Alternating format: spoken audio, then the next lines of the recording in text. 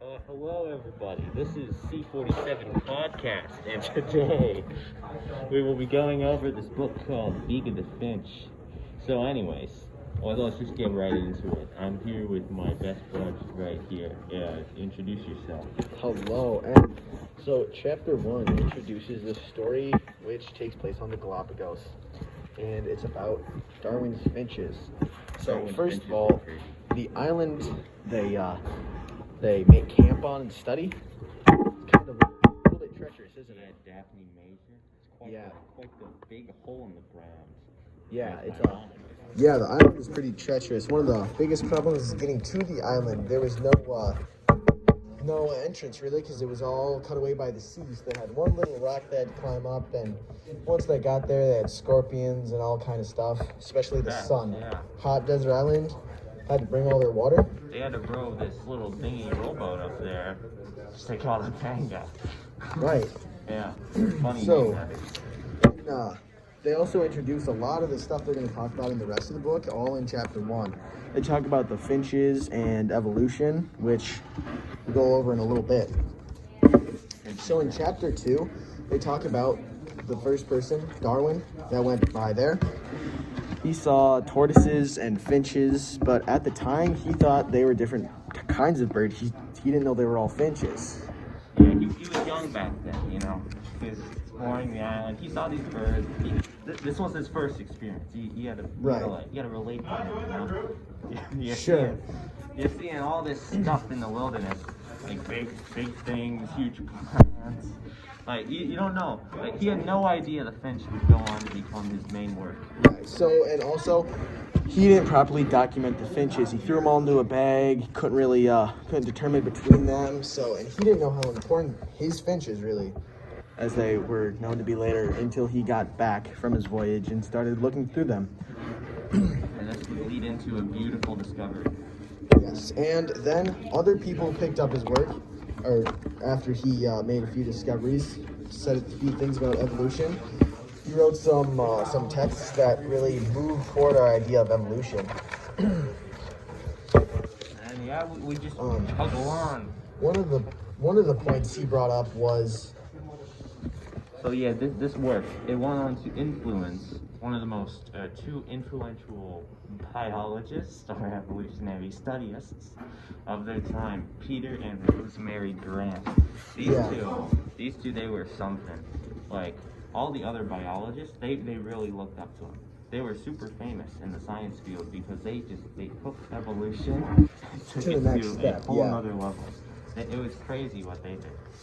one of the main things they did is they were the ones they really started up watching the finches at the island, and they're the ones that actually made more of the modern points of evolution.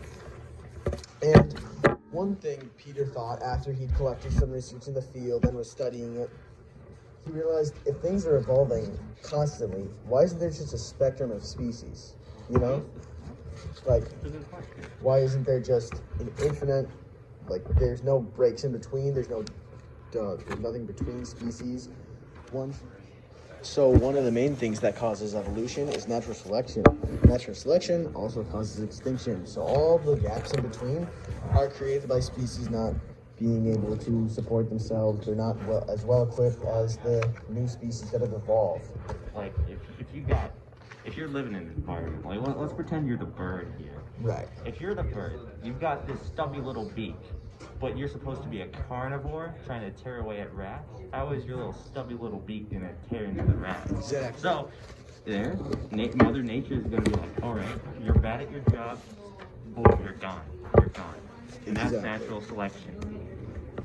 And so one thing that really changed over the years for the Finch watchers, by the way, it wasn't just Peter and Rosemary Grant. After a few years, they handed the island over to different watchers, and they just cycled through the line and handed it to different people to watch the island and study the finches. So the next people that watched it had a severe drought of 4 years. So what happened is they got to see one of the largest natural selection events on the island that we know of today. So what happened is the seeds got bigger and tougher as food dwindled, and only the larger finches survived. And one big problem was caltrops. Yeah.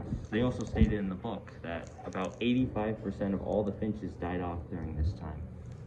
Yes, and the caltrops were very important to determining size, strength, because they're some of the toughest seeds, and only the apex predators could get the seeds. Big seed requires a big beak to get through. Exactly.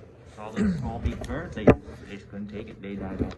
After the drought, there was only about 6 or 8 females, and that's when they bring up the point of sexual selection, which is introduced and talked about, or introduced in this chapter, mainly talked about in the next chapter. So, carrying on with the sexual selection, they talk about in chapter 6 the guppies. They talked about mainly how the females of the guppies preferred the more colorful, flamboyant male guppies. And if the males, if they were like just bland brown, they would have a severe disadvantage of getting a mate and reproducing. But their colorfulness to get the mate also caused them to get chosen by predators and seen more easily. So this is like a weird fight between natural selection and sexual selection. And so what happens is they, to adapt to the environment, to also reproduce and be safe from predators, they, in safer environments, they were brighter. In more dangerous environments, they were a lot less bright, less flamboyant. Adding more variety to the world. Right. This study was done by Endler, so he chose some mountain streams that were very secluded, and this is where he really got his idea of how sexual and natural selection work together. And then he recreated what he saw in a lab, and then again, he recreated the experiment in the wild again. So to really prove that his ideas were right. Also, real quick, while we're on the subject of multiple places, we're gonna go into our sponsor for today's podcast, ExpressVPN. Thank you to those guys for their support in this episode and many episodes to come. So what does ExpressVPN do? ExpressVPN. Let's say you're in India or something, where Beak of the Finch is banned, and you want to read Beak of the Finch, because who doesn't want to read Beak of the Finch? So, well, with using ExpressVPN, you can immediately switch your location anywhere you want, and you can read Beak of the Finch even if you're in India. Not saying Beak of the Finch is banned in India. Anyways, you can use our code, totally real code C47, to get 20% off your first 6 months of ExpressVPN. Anyways, thank you to those guys. Let's continue. And moving on from our sponsors to chapter 7. This is where sexual selection and natural selection really affect the finches. There's an El Nino, which is warm water moving in from where it usually isn't, creating massive storms. So what happens is there's a flood on the island, right? And this is an absolute explosion of life, because they need rain. It's a desert island. Once there is rain, everything just grows by thousands, hundreds or thousands of percent. Just a mixing bowl of vitality. Exactly. And so the people are running around, the people watching the island are running around being. So now, instead of the 300 after the drought, there's now many thousands of finches, about 2,000 finches on the island. A lot of data points. So the thing is, since the island had an absolute explosion of life, now it has to, funnel back down to where it was before, so only one thing can happen. And that is mass death. Exactly. I love mass death. That's good. So what happens now is the females want to go for the largest finches, right? So it's creating larger and larger finches, right? Mm-hmm. So it would be infinitely going on, creating massive finches. So the finches are still the same size for many years. Something has to happen that reverses the order, right? Yeah. So what happens? To the yang. Exactly. What goes up must come down. So what happens is, as the finch food starts disappearing, it's not the bigger seeds that exist, because all the larger finches have eaten the excess seeds, and also the larger finches need more. And during the drought, the cactuses, or the caltrops that were the big tough seeds that only the big finches, they died off. So what happened is it started working its way towards smaller finches. Just completely bamboozled everyone, which this then brings into the small guys, the underdogs growing, because the small finches, they're very low on weight. They don't need much as other finches would. So the big finches, the food source it's just gone. There's no more. And they can't adjust to the smaller meals because they only know how they have the techniques for the big seeds, but they're not used to the smaller seeds. But these smaller finches, these guys, they know how to get those little seeds that are kind of left behind. No one else can grab them but them, which then causes these smaller finches to start thriving in this new environment. Yeah, so this actually pushes back against the sexual selection of making larger and larger finches, especially after the drought when all that was left was the larger finches. So now it's working its way backwards, not in evolution but in size. Crazy. So it actually moves a ton. Evolution moves crazy fast, but it's just so back and forth. We don't see it over long periods of time. It's like high tide or low tide. You can't really see the tides lowering or raising, but you'll know it if you measure it. Yeah, exactly. Anyways, kind of wrapping this podcast up, we'd just like to go over a few points that we would like to touch on a little more. Something I would like to go into is the egg switching experiments that Darwin and this Dr. Boag also replicated.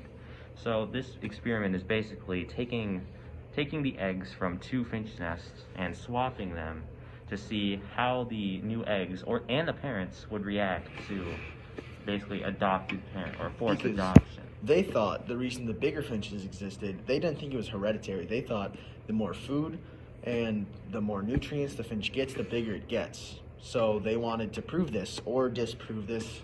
They wanted to see how this would react in a wild environment.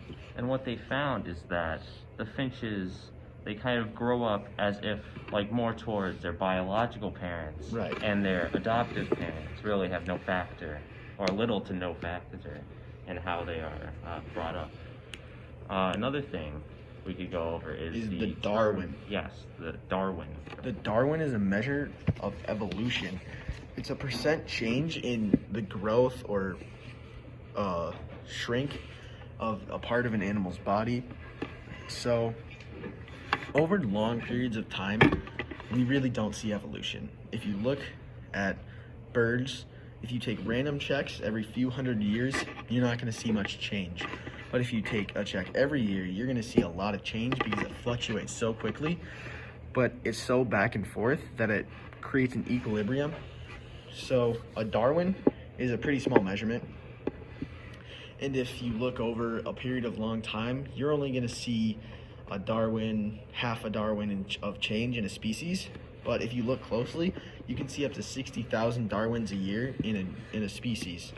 But you have to look closely. One way people have looked at the evolutionary changes in fossils, right? Because that's our past. Mm-hmm. So if you look at a fossil, or let's say you've got two fossils, and you look at these two fossils, you're not going to see much change in the fossil because it's just bones. They could even be millions, thousands, millions of years apart. You couldn't even tell because they look the exact same. Because it's so slow. Evolutionary change is so slow if you look at it between two very long time periods. Right. To the naked eye, it's just completely invisible, even if you take measurements and look. Exactly. And one other interesting thing is another biologist working in the field worked on an island near Canada, right? Yeah. And he could not see evolutionary change. He thought his finches, they were sparrows. His sparrows weren't changing at all. So he came to the person that watched the finches during the El Nino, which was when there was a ton of growth and then the death. And then so he went over and helped him look, and it turns out there was a ton of change in the sparrows, but he just wasn't looking at it right because he didn't take his census enough and he didn't measure enough. So it turns out there was a ton of change. He just couldn't detect it. Using the wrong tool for the job. Exactly. Anyways, we'd like to wrap up this podcast by just going over some of the special types of finches that is talked about in this book. One of these being the vampire finch, which is actually really interesting, as it would latch on to other finches' backs and start, well, being a vampire, sucking their blood. Yeah, or peck them and draw blood and then drink it. Another interesting one is the cactus finch, which uses the cactus for literally everything. Food, housing, place to raise its offspring, use it for everything. It's like the caveman hunting the mammoths. Use every part of the body. Yeah, Every but it's a type of job. cactus. Yeah. And another very common one was the ground finch. There's actually 3 types of ground finch: small, medium, and large ground finch, which sometimes blended together because, say, the smallest large was about the same size as the largest medium. So they had some trouble. Most people would have trouble determining between them. With measurements, again with the measurements. Yeah, Boom. very important. Measurements are And also, some people, when Peter Grant was in charge of the research, there was a saying in a research station nearby where only God and Peter Grant can determine Darwin's finches. But Peter Grant was very familiar with the ground finches, obviously, so he could tell the difference. He was very smart in those So- days. That's why he was famous. Exactly. Also, moving on to just for a second, the caltrops, these little seed things. They were in such a shape where no matter which way it was oriented, there'd always be spikes pointed up. Until it broke on the ground or fell on the ground, when the bigger finches could then break it open. Fun fact here: police, they also took the shape of the caltrop to they actually used it to pop tires of police chases or was perpetrators. Exactly. All right, so that's all for this podcast from C47. Yeah. All right. We'll see you next week for more fun-filled evolution facts.